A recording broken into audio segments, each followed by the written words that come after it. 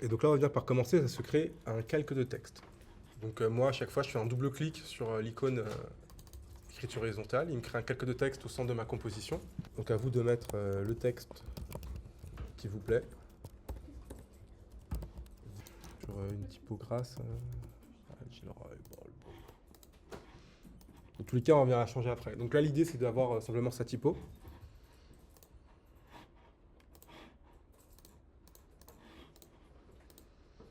Une fois que vous êtes satisfait de votre typo, de cette taille de caractère, comme je l'ai dit, on sera toujours amené à la faire évoluer par la suite. On va venir commencer par venir rajouter une texture. Donc je m'explique. Là, vous voyez que globalement, vous voyez qu'il y a des petits traits. Vous voyez que ce n'est pas simplement juste un calque de forme tel quel rempli avec un aplat de couleurs. Donc là, simplement, c'est d'aller récupérer une texture sur Internet. Donc là, moi, je vais un effet métal. J'étais parti là-dessus. Hein. Je tape Stainless Steel, texture.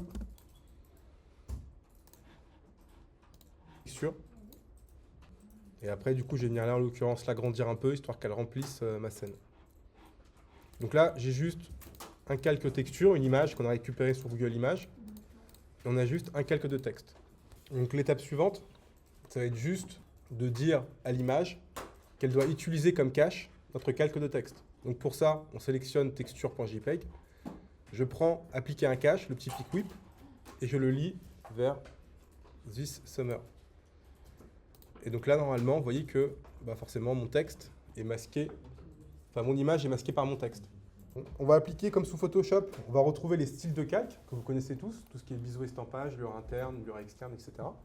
Donc pour les appliquer, vous faites clic droit sur votre calque texture, et là vous avez l'option style de calque. Et là vous allez retrouver tous les styles de calque qu'on connaît, qui sont propres à Photoshop. Et nous, ce qui va nous intéresser, ça va être biseau et estampage. Donc vous voyez que dans mon calque texture, automatiquement, j'ai un nouvel onglet qui est apparu, biseau et estampage. En l'ouvrant, on va revoir toutes les options qui constituent ce paramètre. Sur Photoshop, on va avoir la taille. On va avoir si on veut lisser justement ce contour, donc ça on va le voir après. On va avoir l'éclairage global. Ça c'est pour que tous nos biseaux et estampages aient la même luminosité, comme dans Photoshop. On va avoir également l'angle. Donc là vous voyez que d'où provient la lumière. Et on va avoir l'élévation, donc c'est un peu comme la profondeur et la netteté de l'ombre en fait, quoi. Donc là, vu que j'ai un peu joué avec tous les paramètres, je vais cliquer sur réinitialiser. Donc là, vous voyez que vous avez biseau estampage et en bout de ligne, vous avez réinitialisé. Donc là, on va venir juste augmenter la taille, qui est à 5 de base, et moi je la mets à 30. Et après, pour avoir cet effet extrudé, justement, comme des lettres qui sont taillées dans la pierre, dans la technique, là, vous avez lissé, et nous, on va mettre ciselage marqué. Et là, vous voyez qu'on a quelque chose, du coup, avec une extrusion de beaucoup plus construit. Donc après, à vous de jouer avec la taille. Vous voyez qu'avec la taille, ça va nous générer un plateau sur ce ciselage. Donc à vous, si vous voulez des lettres complètement extrudées ou avec avoir un petit plat. C'est quoi que tu as dit juste avant la taille? J'ai dit qu'on va venir modifier la technique, Oui, qui est en lissé, on met en ciselage marqué. Et après, j'ai juste joué avec la taille pour l'instant. d'accord. Et toi, donc la taille, tout dépend pour venir définir le rendu, si tu veux quelque chose de très fin, tu vois, de très pointu, très gravé, ou avec un petit plateau, quelque chose de poli sur le dessus, quoi. Enfin, ensuite, vous avez l'angle. Donc vous voyez que l'angle, simplement, c'est d'où provient le point d'émission de la lumière. Sur l'angle, on va mettre une expression. Donc là, cette expression-là, je vais vous l'expliquer très rapidement. Dans tous les cas, on sera amené à la voir demain ou mercredi, en fonction de comment on avance. Donc c'est avec l'expression time. Donc juste avant le mot angle, vous avez un petit chronomètre. On fait option clic dessus, ou alt clic. Ça va nous ouvrir un champ de texte. Et donc là, vous allez écrire time, multiplier, donc étoile, et on va multiplier par 100.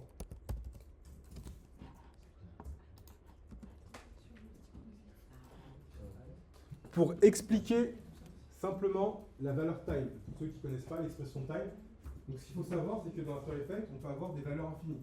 C'est-à-dire la rotation, ça peut tourner à l'infini, par exemple. Donc l'expression time peut être uniquement appliquée sur des valeurs infinies. Donc là, en l'occurrence, on a une rotation, vu que c'est un angle. Donc là, ici, on va retrouver les degrés qui vont de 0 à 360. Dès qu'on va dépasser 360, il y a un 1 qui va se rajouter. Et à chaque fois qu'on fait des tours, c'est plus un tour, un tour, un tour. Donc techniquement, c'est une valeur infinie, parce qu'on peut tourner à l'infini. Et donc l'intérêt de la valeur time, c'est qu'il va incrémenter plus 1 toutes les secondes. Donc par exemple, Donc là, juste si je mets time, juste le mot time tout simplement, et au début, vous voyez mon angle il est à 0. Si j'avance à 1 seconde, vous voyez que mon angle il est de 1. Si j'avance à 2, il est de 2. 3, il est de 3 et ainsi de suite en fait. Et donc du coup, le fait de multiplier par une valeur, c'est-à-dire qu'on va prendre l'index du temps et le multiplier par 50. Donc imaginons que juste de 1 en 1, c'est peut-être beaucoup trop lent en termes d'animation, et que je veux que toutes les secondes, il rajoute 50. Donc si je mets time multiplié par 50, par exemple, ou le chiffre, on voit bien que toujours à 0, mon angle, il est de 0, et à 1 seconde, vous voyez qu'il est de 50. Et donc si je vais à 2 secondes, il sera 200, et ainsi de suite en fait. Donc simplement, il vient incrémenter une valeur à chaque fois en fonction de chaque seconde qui passe. Et bien entendu, il incrémente de manière linéaire, c'est-à-dire si vous avez mis 30, bah, toutes les frames va vous rajouter du coup une valeur plus 0,1, plus 0,2, etc., etc. Donc l'intérêt de la valeur time, c'est que du coup, là, on peut animer des valeurs comme ça à l'infini. Ça nous évite de venir mettre des images clés. Imaginons qu'on aurait voulu animer l'angle sur 10, 20, 30 secondes, 10 minutes, à chaque fois rajouter les images clés en fonction de la composition. Ça peut être vite contraignant. Donc là, avec une expression, on a une animation qui va s'animer à l'infini. Une fois que là, maintenant, on a tous, du coup, vous voyez, ces effets de lueur, voilà, même ça, tel quel, c'est quelque chose qui peut fonctionner dans certains contextes aussi. Hein. C'est à vous, voilà. Donc là, l'idée, c'est qu'on va venir cumuler à chaque fois comme des briques, mais l'idée, c'est que chacune des étapes en soi peut être utilisée indépendamment en fonction de vos projets, contraintes, etc. Il faut vous dire qu'à chaque fois, After Effects, quand je pense une logique d'effet, c'est aussi à vous de la interpréter en fonction de vos connaissances, en fonction de vos besoins et de vos projets. Donc suite à ça, je trouve que ce texte, il est encore un peu trop vibrant, parce que moi, je connais lui donner un petit côté un peu mystérieux. Donc déjà, dans un premier temps, on va venir diminuer sa luminosité avec un effet de niveau. Donc là, j'applique niveau ou level, voilà, niveau. Donc là, on retrouve l'histogramme. On va voir les tons clairs, les tons moyens, ici les tons foncés. Et donc nous, on va prendre le petit triangle du milieu sur l'histogramme et le rapprocher à droite. Et bien entendu, là, j'utilise un niveau. J'aurais très bien pu utiliser une courbe. J'aurais très bien pu utiliser l'effet luminosité et contraste. Enfin, vous voyez, je veux dire, c'est pas forcément vous enfermer dans une seule logique, en fait. Suite à ça, maintenant, on va venir, du coup, créer cet effet. Donc, si je vous remets, on va venir, du coup, maintenant commencer à créer cet effet un peu de lueur. Là, on va utiliser l'effet CC plastique. Donc, je vais prendre mon calque de texte, This Summer, commande D, pour le dupliquer. Et je vais le passer au premier plan. Et bien entendu, vu qu'il était activé comme un cache, sa visibilité était désactivée. Donc je le réactive pour qu'il devienne visible. Je vais venir appliquer l'effet. Donc une fois qu'on l'a dupliqué, on va venir appliquer l'effet CC plastique. Et normalement, donc moi j'ai un calque blanc, je ne vois rien. C'est normal, parce que CC plastique génère des reflets. Forcément des reflets blancs sur un calque blanc, il n'y a rien à voir. Donc pour ça, je vais aller dans la fenêtre caractère et je vais lui mettre une couleur. Quand j'active et désactive l'effet, j'ai un peu ces reflets qui sont apparus. Et du coup, là, on va venir paramétrer cet effet de lueur pour faire en sorte qu'il se déplace et qu'il se comporte comme s'il y avait une lumière qui l'éclairait et qui tournait un peu autour du texte. Dans Surface Bump, ici, vous allez avoir les différentes options. Donc, vous allez avoir la softness. Donc, je vais venir zoomer un peu. Donc, softness, ça va venir forcément rendre diffus votre ombre. Vous voyez, plus je l'augmente, plus on a quelque chose de très diffus. Donc, après, si vous voulez un reflet pour prononcer, libre à vous simplement de jouer avec la softness pour avoir quelque chose de beaucoup plus diffus, plus épais. Dans tous les cas, on pourra toujours revenir sur ces paramètres pour les réajuster en fonction du rendu. Donc là, je vais le laisser à 8. La 8, je vais la mettre à 10. Et après, cut min et cut max, on ne va pas y toucher. Simplement, ça va venir renier votre forme. Nous, vraiment, ce qui va nous intéresser, ça va être le light et shading. Et enfin, on a le type de lumière. Donc de base, c'est distant light. Donc c'est un point d'émission qui est fixé à l'horizon. Et nous, ce qu'on veut, c'est pouvoir la contrôler. Donc pour ça, on va appliquer point light. Et vous voyez qu'automatiquement, quand on a activé point light, vous voyez que là, on a light position qui est grisée. Et quand je l'active, il devient accessible. Et vous voyez que si je dézoome, bah là, j'ai ce petit point qui correspond à la position de ma lumière. Donc vous voyez que si là, je m'amuse à le déplacer, vous voyez ça qui vient gérer ma lumière. Donc là, dessus, je vais lui mettre des images clés. Première image clé où mon point d'émission est à l'en-dehors et à l'extérieur de ma zone de travail. Donc là, je valide light position. Et enfin, on va dire aller à 3 secondes, par exemple. Du coup, ma lumière va sortir dans le coin inférieur droit. Dans tous les cas, ces images clés, on pourra toujours les réajuster si on le souhaite. À terme, ce calque de texte sera simplement appliqué en mode écran. sur le calque d'en dessous pour qu'on récupère uniquement les reflets. Si vous allez maintenant dans l'onglet Shading, ici vous avez plein d'options qui sont liées à votre lumière. Donc là vous avez la lumière d'ambiance, vous voyez que si on l'augmente, on a une lumière qui est beaucoup plus diffuse. Le point d'émission, vous voyez la lumière est beaucoup moins diffuse. Donc alors là, ça va être cache. L'idée c'est de mettre l'ambiance à 0. Vous voyez que là on récupère des beaux reflets, des beaux edge light. On diminue la diffuse parce qu'on veut une lumière qui soit très franche. On va diminuer dust, les petites particules, parce qu'on veut que ça s'estompe. Vous voyez que là on récupère des beaux liserés. Donc là je mets tout, vous voyez, donc ambient, diffuse, dust, je les mets à 0. Specular, on va le laisser à 100%. La roughness, pas y toucher pour l'instant. Et le métal, on va le mettre à 0. Vous voyez qu'automatiquement quand je le mets à 0, il me le met en noir et blanc. Parce qu'on veut un effet métal shiny, quoi. Suite à ça, maintenant on va venir réajuster la roughness pour avoir quelque chose de beaucoup plus diffus. Vous voyez que plus je diminue la roughness, donc là 0,1, allez 0,2 peut-être, comme ça c'est pas mal. Là vous voyez que tout de suite on a à peu près ces reflets qui commencent à apparaître sur nos lettres, sur nos mots. Donc là si j'appuie sur U, donc petit raccourci pour naviguer d'image clé en image clé, les raccourcis c'est J et K. J pour aller l'image clé avant et K pour aller l'image clé après. Donc là j'ai que 10 images clés, bah forcément ils se déplacent. Donc là j'appuie sur K pour aller bien sur l'image clé, je viens rajouter la lumière pour la mettre uniquement en haut comme ça, tac. Donc là, simplement, j'ai déplacé mes points d'émission pour que ma lumière reste uniquement au-dessus de mon texte. Et pareil, ça, à part entière, ça peut également fonctionner. Hein. Vous voyez, avec cette tendance du glace-morphisme qui est arrivée, un peu tous ces reflets, ces textures, je te mets un petit flou gaussien, je te mets une petite image derrière, on a un premier rendu. Donc vous voyez, ce que je veux dire, c'est qu'à chaque fois, c'est de prendre tout ce qui existe, et après, comme des logos et des briques, et de les rajouter en fonction de vos besoins et de vos projets, quoi. Alors, donc là, du coup, je vais juste remettre, comme vous, une lumière en diagonale, pour pas vous paumer. Donc là, peut-être par souci de lisibilité, je vais afficher le damier de transparence. C'est-à-dire que là, actuellement, vous voyez qu'il y a une image, mais on a quand même de la transparence. Moi, je veux simplement un écran noir avec que des reflets. Comme ça, cet écran-là, je le mets en mode écran. Donc pour ça, on a l'effet, oups là, accident, Composite Uni. Et vous voyez, si je le mets en noir, ça fait en sorte que je récupère uniquement comme un solide noir avec mon effet dessus de light. Donc notre effet, notre calque de texte, pardon, Swiss Summer 2, on va venir changer son mode de fusion pour le mettre en mode screen, écran. On a ces reflets qui commencent déjà à apparaître sur nos lettres. Et donc maintenant, l'idée, ça va être de venir les accentuer et donner un peu plus de caractère.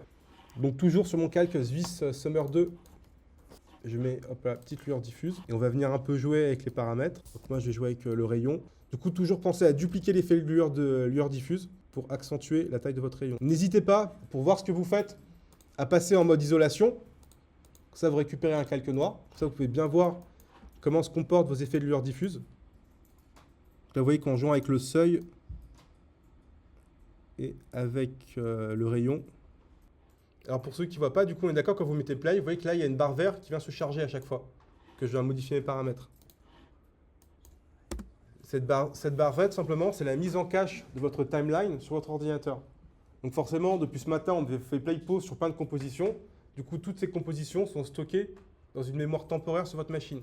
Et l'idée, c'est de temps en temps, il faut venir la purger pour la vider, pour libérer de l'espace. Donc là, moi, je trouve que c'est beaucoup trop fort, mes effets de lueur diffuse. Hein. Donc on va venir, hop là. Et vous voyez que là, tout de suite, on commence à donner un peu cet effet un peu métal, cette texture justement sur notre typo. Ensuite, on va mettre un petit effet de trichromie. Donc trichrome, toujours sur le calque de texte 2. Et donc là, normalement, les tons moyens, on va venir les passer en bleu. Là, vous voyez que j'ai mon reflet qui est très uniforme. Donc pour ça, maintenant, on aimerait par exemple venir le détruire un peu. Pour ça, on va venir appliquer un effet de bruit fractal. Donc là, vous savez, je pense déjà, que dans After Effects, c'est vraiment un système de layer base. Donc là, vu que l'effet bruit fractal, il est en dessous de la layer diffuse, etc., il n'a pas le bon comportement. Pour ça, on va venir le placer au-dessus et au-dessus de mes lueurs diffuses. Donc vous voyez que j'ai tout qui a sauté. Parce que là, on est d'accord que du coup, mes lueurs diffuses sont appliquées sur mon bruit fractal. Du coup, j'ai le blanc qui est tellement scintillant qui vient tout cramer sur mon bruit. Donc pour ça, on va venir jouer avec le contraste. Donc on va mettre à aller à 300. Je pense que ça suffit, ouais. Et on va venir jouer avec l'échelle. Donc là, vous voyez que si j'ouvre l'onglet transformation, j'ai l'option d'échelle. Et je vais venir la diminuer à 44%. Donc là, pourquoi on fait ça? Donc là, en fait, j'aimerais que ce bruit-là impacte ma lueur. C'est-à-dire que partout où j'ai des trous, j'aimerais que ça vienne couper ma lueur, comme un cache. Pour ça, tout en bas de votre effet de bruit fractal, vous avez les modes de transfert. Et donc nous, on va mettre en mode recouvrir. Et vous voyez que maintenant, quand je joue avec mon échelle, ça joue sur ma lueur. Sur d'avoir une lueur qui n'est pas forcément uniforme partout. Vous voyez que ça fait apparaître des trous, des petites textures, des petits bruits en fait. C'est quelque chose d'un peu plus intéressant. Donc là, vous avez tous mis votre bruit fractal normalement. Donc là, j'ai juste, vous voyez, ce rendu-là, avec ma texture. Donc c'est CC plastique, composite uni, bruit fractal, vous voyez, qui vient récupérer quelque chose d'un peu plus, un peu plus texturé. Suite à ça, on va mettre un effet du coup de light ray pour créer un faisceau de lumière, tout simplement. Donc pour ça, on va avoir le point d'émission. Et donc on va venir le placer. Donc là, par exemple, moi, sur mon i, sur mon i ici, là, vous voyez que là, j'ai un beau reflet. Donc je vais venir placer le light ray à cet endroit-là. Et je vais venir mettre son radius à 10 ou 8. Donc ça dépend du rendu que vous voulez. Donc vous voyez que si j'active, désactive, il vient créer ce faisceau-là. Et bien entendu, comme on a vu que les calques d'effets sont layer based, bah forcément vous voyez que là mon light ray il est blanc, il n'est pas impacté par le trichrome mais par la lueur diffuse. Donc je vais venir le prendre et le placer par-dessus mes lueurs diffuses. Et vous voyez que là maintenant il est devenu bleu, il est plus uniforme par rapport à mon reflet. Donc après à vous de jouer avec le radius. Donc essayez quand même de mettre des valeurs pas trop fortes. Je duplique, on va en mettre un deuxième sur le bas du U par exemple, comme ça. Donc là, simplement, je duplique l'effet light ray, je change à chaque fois son centre. Donc là, ouais, j'en ai mis un sur le I, un sur le U, peut-être une dernière sur le R. Ok. Donc maintenant, je vais poser la question, simplement, on va commencer un peu à peut-être animer cette apparition. Donc pour ça, on va venir mettre des images clés sur notre image de texture.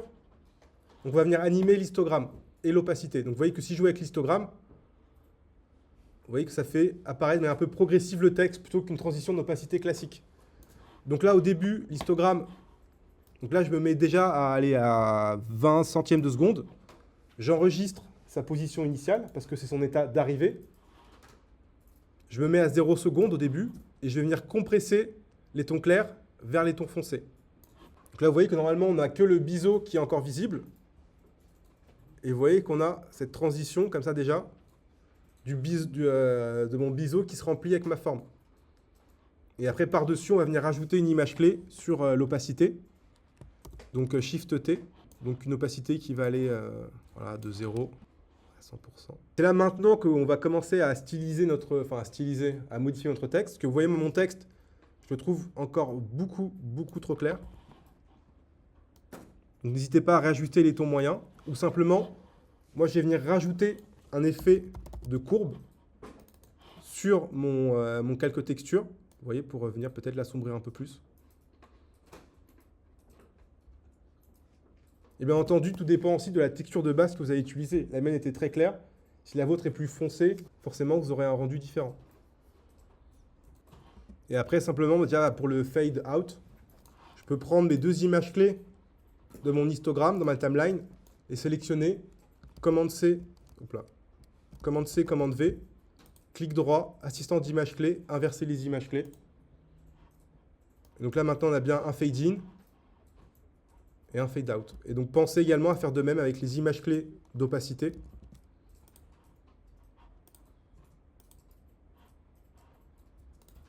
Donc là, deux options. Après, donc là, on est d'accord, quand je mets play, j'ai toujours mes reflets qui sont un peu là, même au début, à la fin.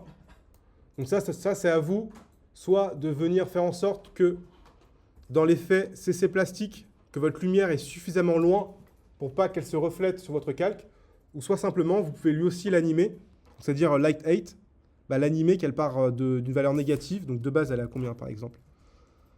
De base, elle est à 60, non, elle est à 100 chez moi. Non, 60, c'est ça. Donc là, on va venir l'animer elle aussi, donc pour que la light 8 à 20 centièmes, elle soit à 60. Au début, elle est à 0. Comme ça, on n'a aucun reflet qui apparaît. Et vous voyez, ça peut animer cette transition justement du fade. Donc là, je suis allé juste dans CC plastique et je suis venu modifier le light 8. Donc light 8. Et du coup, pareil en fade out.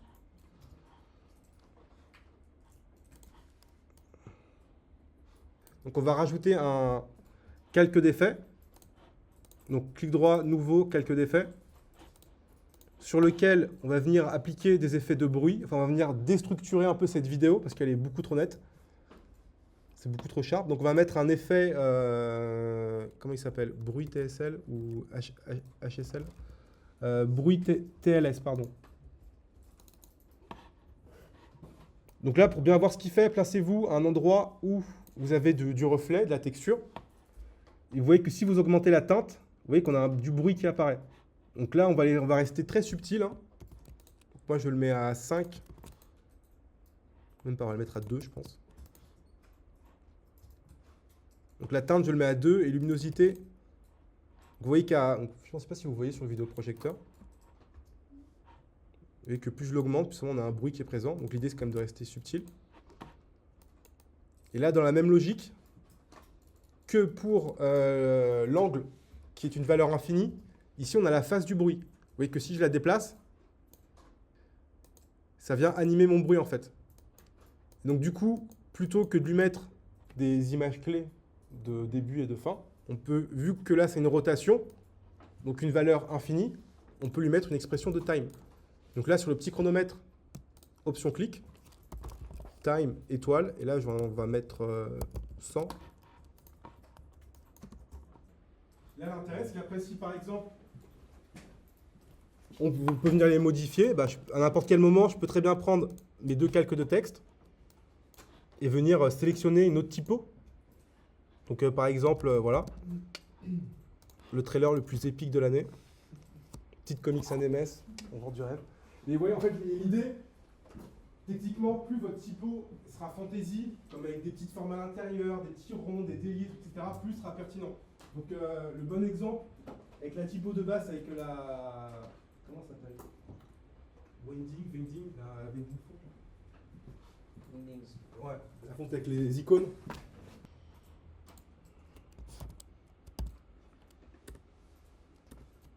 Les où? Tout en bas. Ah, la papyrus. Ah, la papyrus, ouais, ça a bien marché aussi, la papyrus.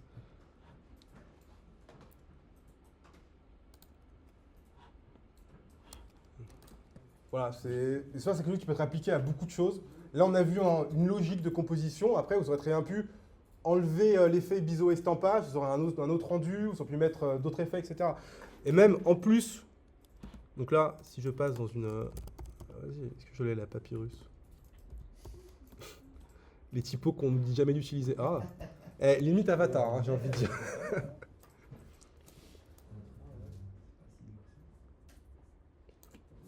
C'est pour ça que je dis, vous voyez, des effets qui sont plus pertinents avec des plus fantaisie, entre guillemets. Vous voyez que les effets de lueur, les bleus, etc. et tout. Mais quand on change la typo, il ne faut pas repositionner les light position. Il faut un petit peu les... Alors si, bah, sûrement sur les light traits. Ouais, les light. Ouais, voilà, ça peut les réajuster en fonction de là où il y a ton reflet, ouais. Ça marche encore, mais... Ça marche pas. Attends, imaginons que là, on a fait la première animation. Ok. Donc là, vous voyez, j'ai mon image qui est ici. J'ai ma texture que j'ai importée qui est juste là. Non. Elle est juste là. Donc, je sélectionne, option, drag and drop par-dessus et j'écrase. Donc là, vous voyez, c'est venu remplacer ma texture.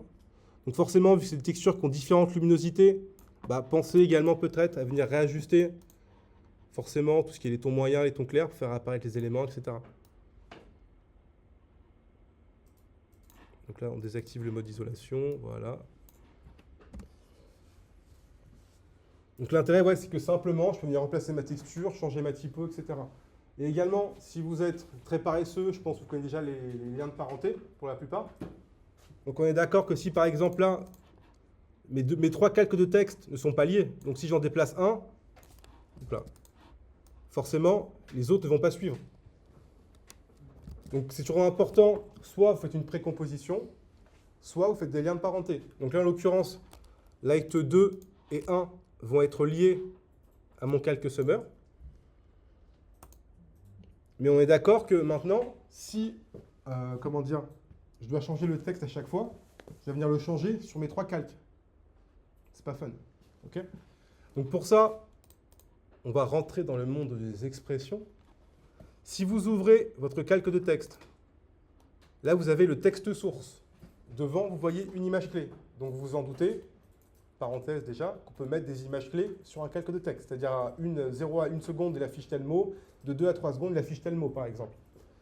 Et par contre, ce qu'on voit, c'est qu'il y a ce petit escargot pour les liens de parenté.